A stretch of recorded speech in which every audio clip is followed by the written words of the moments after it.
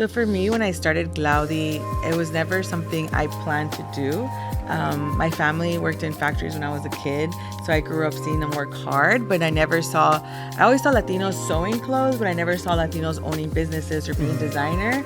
And I remember I said one day I want to change that, so people see us as not just hardworking people, but very talented. But to be like thinking about someone from, the biblical times is like, who does that? You do it, obviously, which is probably a better thing to do. And I still have like this little book about him, and I still read it all the time, like whenever I feel like I need inspiration, because everything that happens now has happened before, so we just keep on doing the same things over and over. So I'm just trying to I'm always trying to, you can read the Bible like 100 times and you learn something new. Hey, what's up, everyone? This is Brandon Estrada with the Hefé Media podcast, where we sit down with game changers in their respective industries.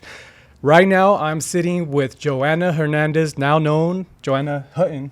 Oh, yeah. Not everyone knows that. Congratulations. Thank you. I know I haven't used to like Johana Hernandez from Johana Hutton. So yeah, my name is now Johana Hernandez Hutton. Is that going to be the new brand? I'm going to keep it Johana Hernandez because that's how I started. And I feel like Hernandez is such a special name last name for me because it represents a lot of Latinos, and that's what I always want to do with the brand. But Hutton is also me now because it's my husband and I have a newborn son. So, but in the brand, I'm gonna keep it Johana Hernandez. But when people ask me my name, I'm Johana Hernandez Hutton. Awesome.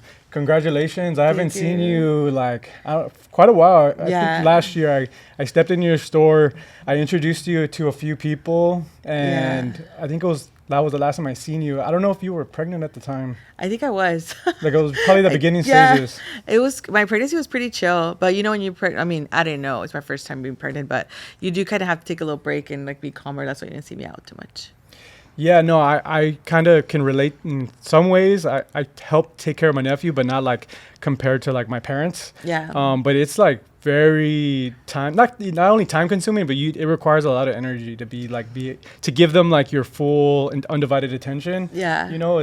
It's not easy. Yeah, I know. It's only 3 months, so let's see what happens. Wow. Yeah, no. But I'm super happy. It's really exciting, and I have a lot of help and a lot of support, so we're doing great. Thank God. Your mom is probably in love with your baby, right? Yeah, he's my boy is his name is Jackson Ray Hutton. Awesome. And I named him after my dad for Reynaldo for Ray. Okay. And my mom's just so happy, and it's been I feel when it comes to being moms, it's so important for you to have help and support. So I have my mom who's super excited to be a grandma, so she's always taking care of him whenever I need help, Awesome. No, that's amazing. No, I'm excited to be here. Thank you for having me. I wanted to, sit down with you and speak with you because you are definitely an influential person, especially in the Hispanic Latina community. Yeah. And so I wanted to speak with you and learn a little bit about you and your journey. If you could maybe share a little bit. Yeah. I know a little bit, but what would you like to know? Ask me. Yeah, exactly. Kind of your journey, what kind of sparked your designer journey, entrepreneurial journey, artistic journey, what was that? Yeah. So for me, when I started Glaudi, it was never something I planned to do. My family worked in factories when I was a kid, so I grew up seeing them work hard, but I always saw Latinos sewing clothes, but I never saw Latinos owning businesses or being designer. And I remember I said one day I want to change that, so people see us as not just hardworking people, but very talented. So when that happened, obviously I was a kid, and then at 18 I went to FIDM and the fashion school. And then at 19, I was already recruited to be an intern somewhere, but they actually hired me as the head designer of the company. And then since then, I've been designing with Glaudi, created Glaudi, but Glaudi was made in 2011 for a charity to raise funds for kids in El Salvador and Mexico. Oh, wow. And then out of helping others, I remember I started with Latino celebrities out of helping and we built a school in El Salvador through creating the brand. When we started, it was just for charity. And I feel like God blessed it. And then we got all the Latino superstars at the moment. It was RBD at the moment was really big, Lucero, Gloria Trevi, all the Latina stars. And it was just so special because I didn't even try to make Glaudi something fabulous. It was just the women that gravitated to Glaudi were powerful, strong women that are confident and are not afraid to shine. So it sounds like it was kind of a byproduct of you doing something philanthropic almost. Yeah, so I've always been part of doing I've always been part of doing like charity work without doing charity work. Does that make sense? No, absolutely. Like for me, my mom and my dad took me every summer to El Salvador, and we would hang out there during the summertime, and it was just really exciting because they would take us to the poorest part of El Salvador. They would take us to go buy gifts in the little towns to give back to the community, and we would give back to the kids there. So I grew up doing a lot of that. Okay. So when I had my brand, I feel like I just did it because it was fun, like it was fun to build a brand, to help people. Like I think Glaudi's been built on giving back. Absolutely. And what what inspired you in terms of like the Glaudi? I think you told me, or I've read somewhere, it like comes from like your mom, for example, right? So the name Glaudi comes from my mom Gladys, because I saw her working in factories, and I said one day I'm going to have a brand and make sure it represents and shares the story how I came from factory workers, sewers, behind the scenes. Like I actually learned, they were my first fashion school. So I went to fashion school. I already knew how to do most of the things. And then when I went to my first job as the head designer, I think that's why I was hired so fast, because I already knew what I was doing. Did you go? Where did you go? I mean, I'm familiar FIDM, with... so cool. Fashion Institute of Design and Merchandise. I'm familiar with that. Yeah. All right, cool. So that was like back in 2009. I graduated in 2006 from college. 2006. Okay. Yeah, from FIDM, yeah. So when you were at that point, were you thinking of like going working for a company, or did you kind of always have like that entrepreneurial?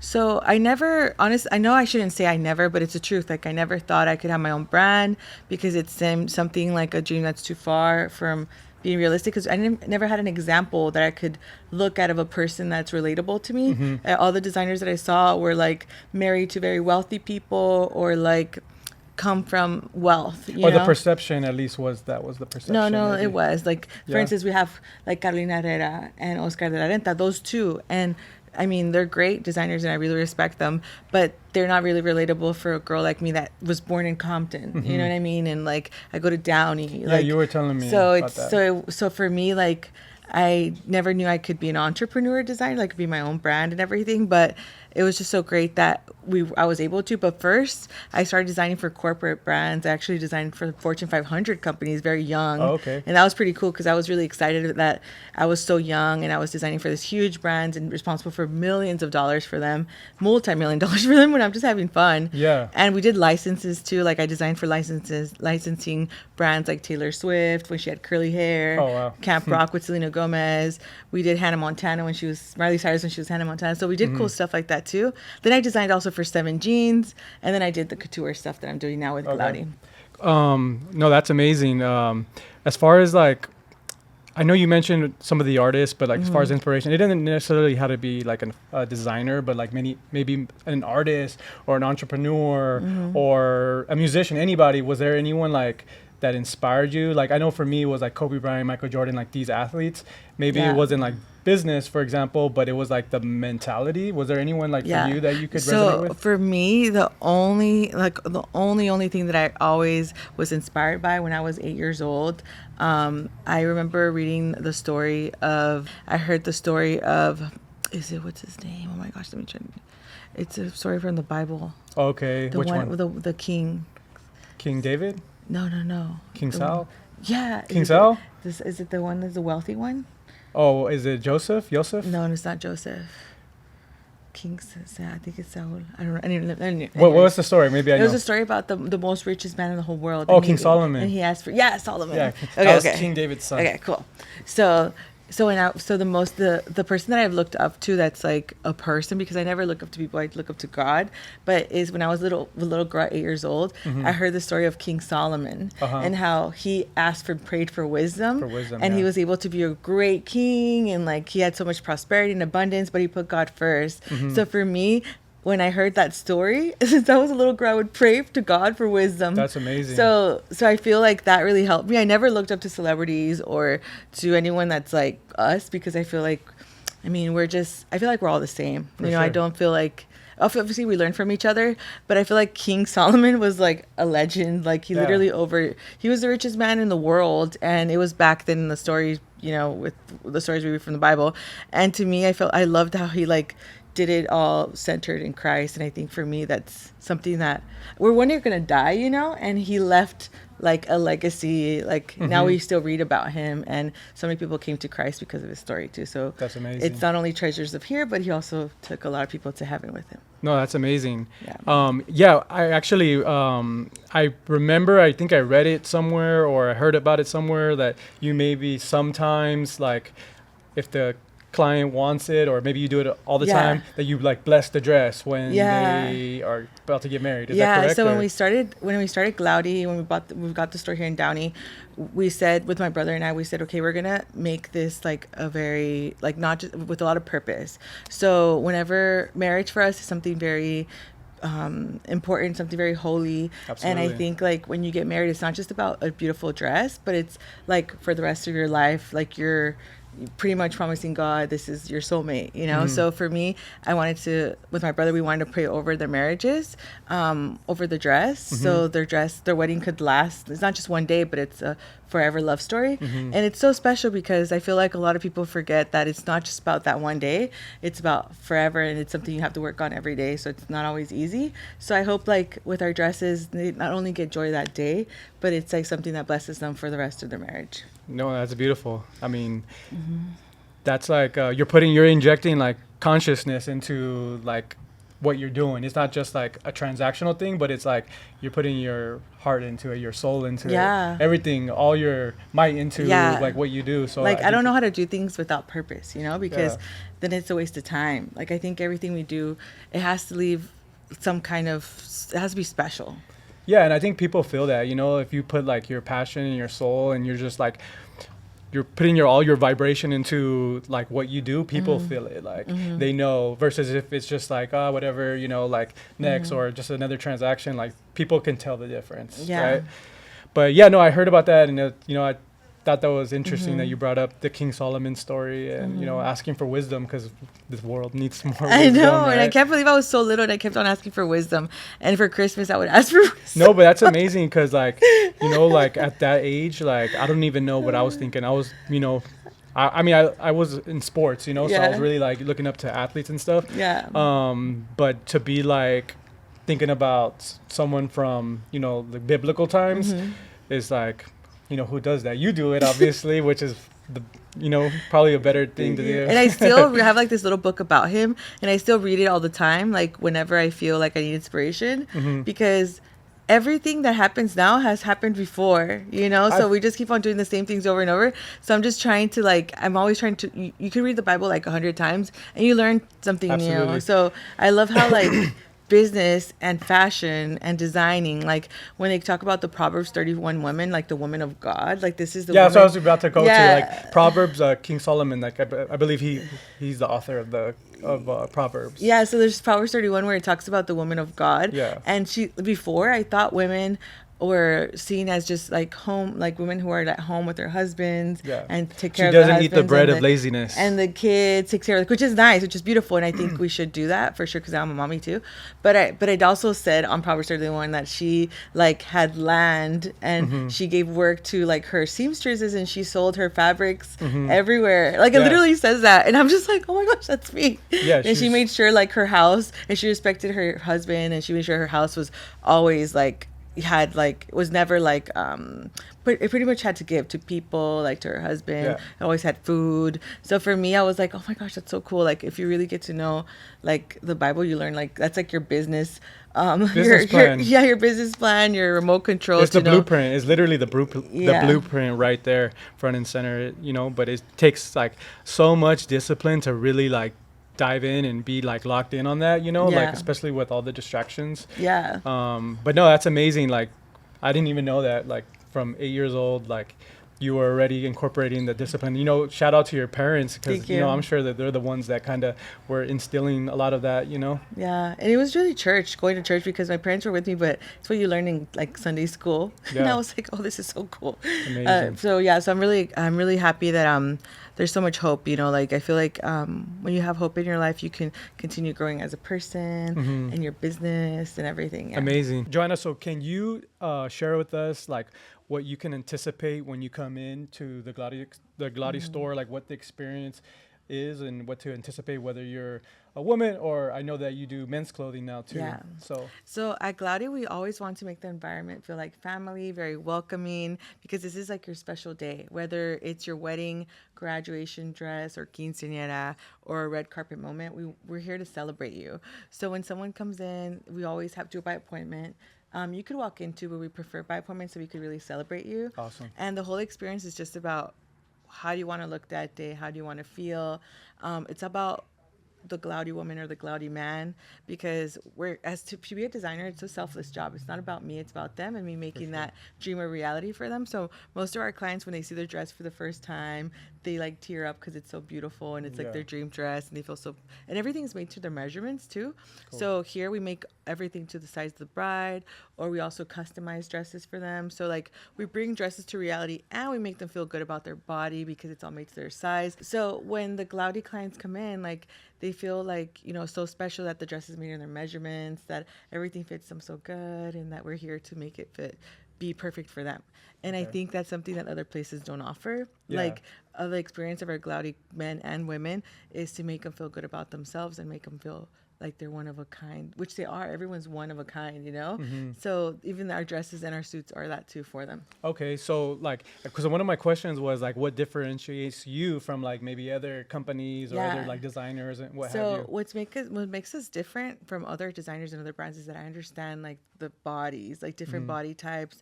We make everything to their measurements. We make everything everything is very thoughtful. Like from the fabric to the fit to the colors, like we really want to know where they're going, what's the atmosphere, what time is the wedding or the party. So we really make a special design that fits them for that moment. So I think everything we do is so customized, that it's so special that other people and other brands don't take that much time to get to know their clients. They just want transactions. And for us, we want to make like memorable moments that will be for their lifetime, like the wedding dresses. Yeah, so it sounds like you kind of embody the client almost in terms of like what they will be experiencing on the like the day, the big day or what have you. Like you kind of give the celebrity treatment, you know, like a lot of places won't give you that treatment unless you're like, you know, the president or super famous.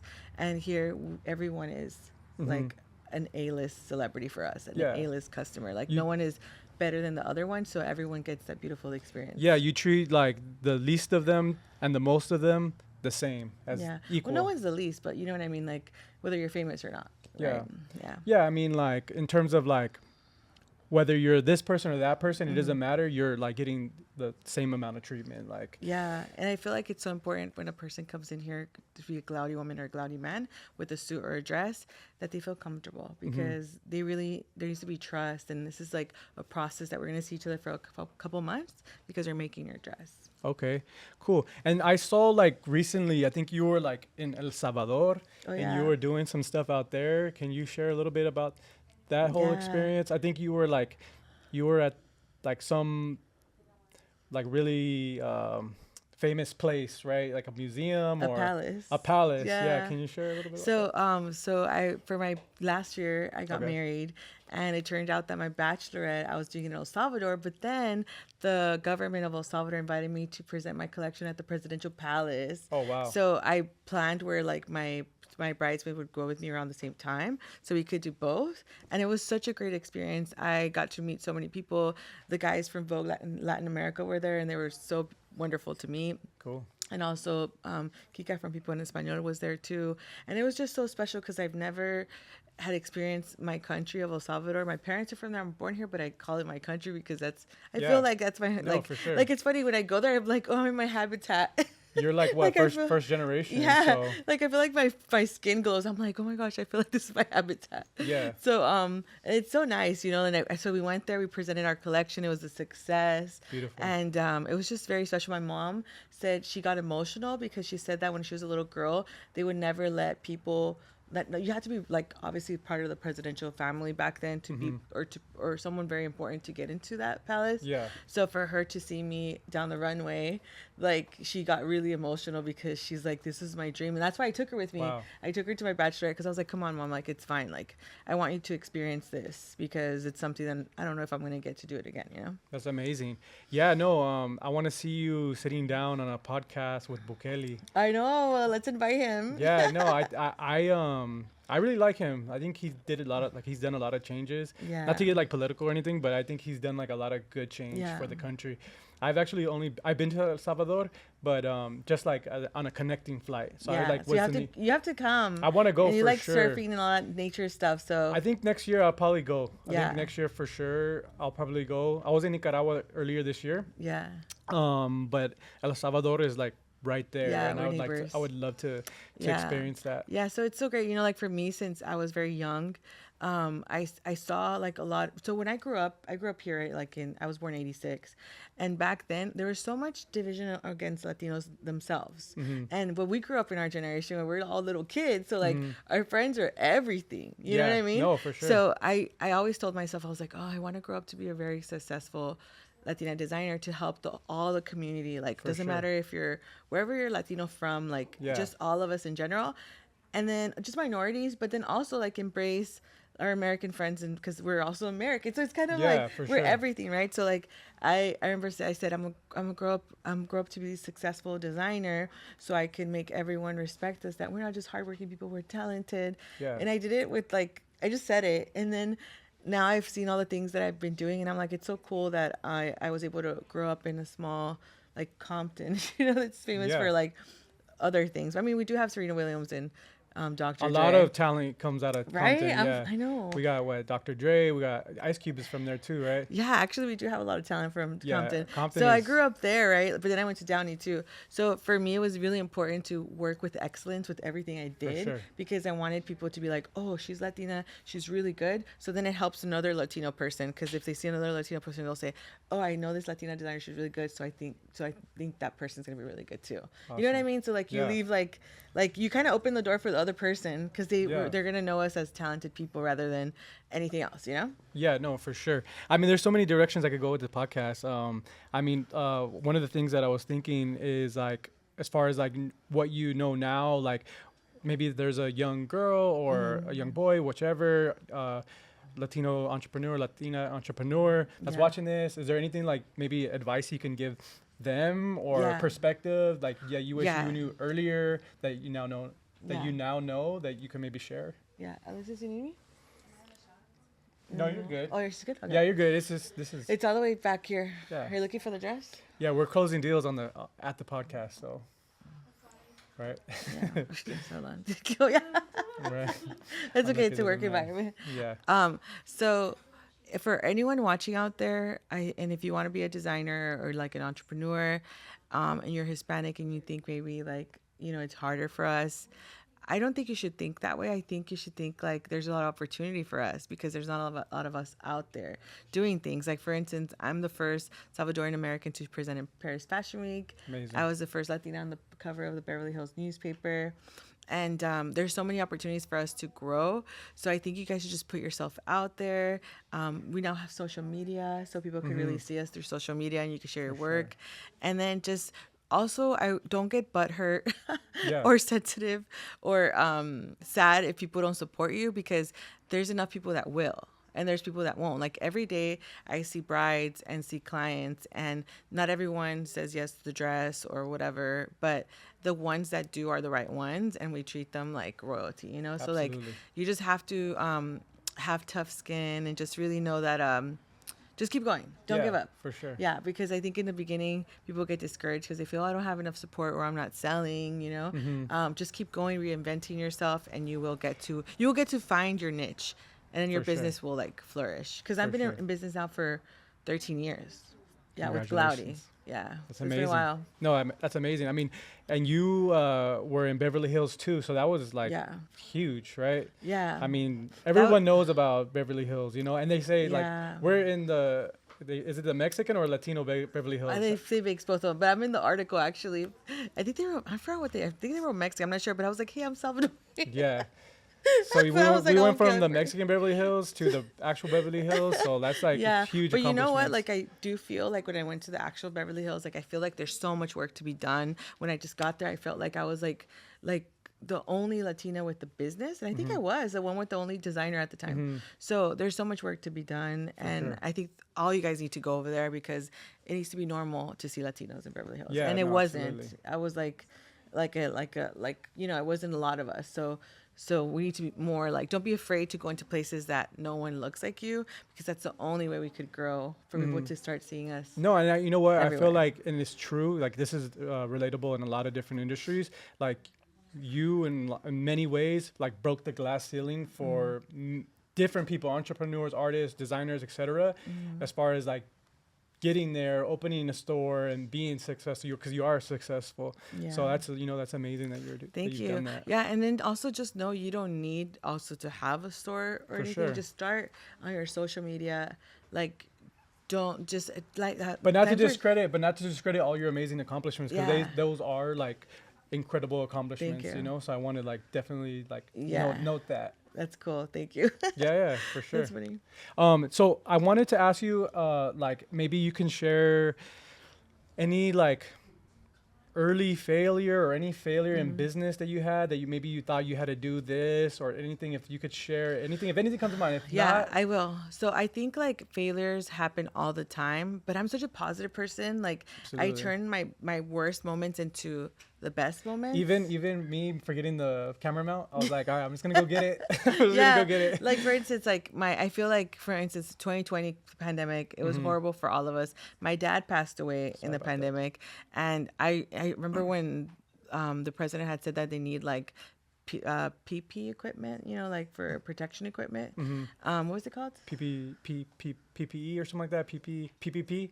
I forgot. Payment protection. Are you talking about the Yeah, the so stimulus, all the stimulus stuff? Okay. So when 2020 happened, the president said that they needed like for designers, not designers, but Okay. companies to make like masks and things like that because we didn't Oh have enough. yeah. So instead of closing my company, because we make dress and wear store, we had our team make masks. Oh wow. And I felt very inspired by the story of Ford. I think it was like Ford, how like when the war happened, they started making like weapons with their machineries because they didn't have work for cars. So I wanted to do the same with Glaudi. Like I wanted to help others, but because I did that, I got myself exposed to the virus, and I was very sick. My dad got sick and he passed away. So it's not a failure, but I feel like, sometimes I say, if I would have just stayed at home and just like forget the business and just focus on just being in the box and not coming out, like being safe. Yeah. So I think, okay, like that's a failure for me. But then what I did after is like, okay, like, we believe in God and we know one day we're going to see each other again. So that gives me a lot of hope. And my dad was so cool and we had a really good relationship. So I know I don't have any unfinished business like Casper. Yeah. But so after, what we did is we actually made a men's line, and it was, my dad's name is Reynaldo. We call him Rey, like king. And we made a men's line inspired by my dad. And now our men's line does so well because through losing my dad, I learned that men are also so important in our lives. It's not just like women fashion, but men, to empower them to have that suit, to be a groom and marry the bride, or to have that suit to get that interview for that business or that deal. So now we're empowering men and women with Glaudi since my dad passed, because I felt like without him, like part of me like was like so empty, and I'm like, oh my goodness, like I need, like I'm such a strong woman on my own, but I'm not. Like you need a man and a woman to do. Like I don't want to do everything. Like I remember there was one time where I got hit and my car got hit, and I was like, instead of calling the police, I would call my dad, and I was like, I don't have my dad anymore, and it was so emotional for me. And so like pretty much, long story short, is that through my failure, I created the men's line where I thought it was my failure and it became good. And then I also, it was a challenge. Yeah. And I also, now I feel so like I'm not sad anymore, because I feel like my dad saw me succeed. My dad was able to enjoy everything, my hard work. So I feel very fulfilled. But that was, to me at the moment, was a failure. I was like, oh my gosh, I could have just stayed in my house, Okay. But other failures could be like, let me think. Like sometimes, I always like to win first place when I do competitions. Yeah. And sometimes I get second place. And I'm like, why could I be first place? Yeah. But now I'm not that person. I'm like, when I get second place, I'm like so excited and so pumped. And I'm like, I can't believe I got second place. This is so awesome. Amazing. Like out of thousands of people, I'm like number 2. Like that's a big deal. Yeah. And sometimes people don't celebrate their second place. They think they're failures. And I'm like, do you know how hard it is to get to number 2? Like it is hard. And then number 1 is good too. But sometimes even number 2 could overcome number 1. The way they mindset and the way they celebrate it, you know? Yeah, and it helps build a stronger desire to come back even harder next time, you know? Yeah, and I feel like God humbles me like that. Like, you cannot always be number 1. Like, you have to have, if not, you're not going to be, like, you're not going to have a desire to grow because you're going to be, oh, I'm good. By the way, talking about number 1, I saw that you, like, won, like, $30,000 or something. Yeah. So tell me a little bit about that. Yeah. So like, so I just had my baby and I saw that We All Grow Latina and Capital One partnered to create grants for Latinas businesses. And I've never, ever applied for a grant, but I'm a big Shark Tank fan. You know that show Shark Tank? For sure. And I know how like they had like Kevin O'Leary. I met him. They had like this pitch competition and I was like, oh my goodness, I'm going to do this. Like, because Glaudi's ready right now. Glaudi's ready to move to the next level. Yeah. Like I had my baby, so now I'm like, okay, now I'm good. Okay. Now we're gonna bring Glaudi. We're gonna do big things for Glaudi next year. So get ready. It's gonna be like next level stuff. But in order to do that, we need a lot of support, you know, financially too. So I was like, okay, I saw that opportunity, and I'm like, oh my gosh, you could win like $30,000. That's like really cool. Even though it's like not so much, it's enough to like make a change, you know. For sure, it's a good little boost. Yeah, a little boost. Like, okay, we have like a little dose of like support here. So I was super excited about that. I literally came out of having labor and it was like 3 days after and I was like, I have to do this video because it's due. And I did a video here and then I just gave it my all. Like I shared about Glaudi and why Glaudi needs it and how it could empower other Latinas to having Glaudi dresses. Like, because I want to make Glaudi a collection where Glaudi can also be sold to other stores around the nation. And that's the goal. And that's what I was going to ask you, but continue. Yeah. So then I won. I got the top 3. I was the finalist top 3. And then after, we won and it was just really special. And I remember when I got off the stage from pitching, I was tearing up because I was like, I did it out of my heart, and it was so it was like I did, you know, when you like just say as you trained for it, you want to do a great pitch, and I just said it was so good. Like when I stopped talking, I was like, whoa, like how did I even talk like that? You were like channeling it. Yeah, like it was God. Like I was like, God, use me to say the right thing. So it was really cool, and I never knew that 5 minutes could be so nerve-wracking when you're doing like a pitch. So for me, it was really exciting. If I could do it again, I would. It was really fun, and my team really supported me. I remember I was practicing my pitch in front of like my clients and my friends, and it was really special. Awesome.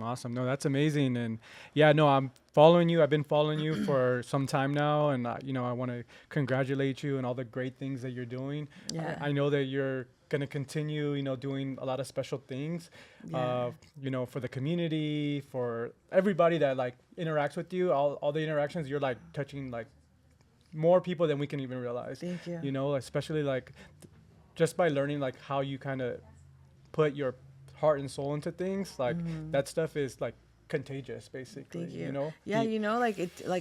But going back to the Bible, and like my oldest brother Edwin, he tells me like, do it right or don't do it at all. I'm just like, do it with excellence. And I'm like, oh man, okay. So it kind of like everything we do has to be good. If not, let's not do it. I agree. That's the only way to make an impact. That's the only way to be, because people feel it when it's like done the right way or not done the right way. Yeah, and you feel it too. You're like, like this isn't right. As an artist, like you need to be as authentic as possible. You need to be authentic, period. You know what I mean? If you're not authentic, then you feel like you're lying, to yourself and then ultimately the clients. But if you put your heart and soul, like there's no more that you could have done because you did all you could. And that's what resonates, And like you said, you'll find your audience. To the younger people, you'll eventually, there's billions of people, so you'll find your audience. Yeah, exactly. Mm-hmm. Cool. Yeah, no, well, Johana, I just wanted to thank you so much for inviting me to your beautiful store here in Downey. Thank you. I wish you nothing but the best and success for Thank you. you and your family, your new husband and your baby boy, your mother and your brothers and everyone that works with you and all the customers that come in here. Thank you. God bless and then you guys remember to find me at glaudicollection.com and follow me through the Instagram at Glaudi by Johana Hernandez. For the men, go to Glaudi Men. For the brides, go to Glaudi Bridal. And for the quinceañeras, at Glaudi Quince. We always have like a special occasion gown here or suit for you guys. Awesome. Thank you, Johana. Give you a hug. Thank you. Appreciate it. Okay, thank you so you. much.